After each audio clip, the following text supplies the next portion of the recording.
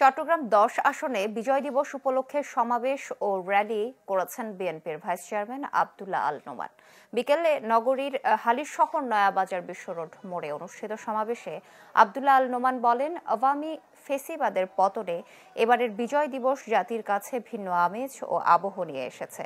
দীর্ঘ সময় জাতির ঘাড়ে চেপে বসা ফেসিবাদের পতনের ফলে জাতি মুক্ত নিঃশ্বাস নিতে পারছে। আগামী নির্বাচনকে সামনে রেখে নিজ দলের কর্মীদের প্রস্তুতি নিতে বলেন তিনি। পরে একটি র্যালি বের করা হয়, যা বড়পোল মোড়ে গিয়ে শেষ হয়। তরুণ রাজনীতিবিদ সাইদ আল নোমান সহ বিএনপি নেতারা এতে অংশ নেন। দেখলাম আমাদের নেতা কর্মীরা আমাদের চেয়ে অনেক অগ্রসর। কর্মীরা চায় যে তথাকথিত কথা, সুন্দর সুন্দর কথা বলে আমাদের গণতান্ত্রিক আন্দোলন এবং ৩১ দফা দাবি, সেই দাবিকে রুখতে পারবে না কেউ।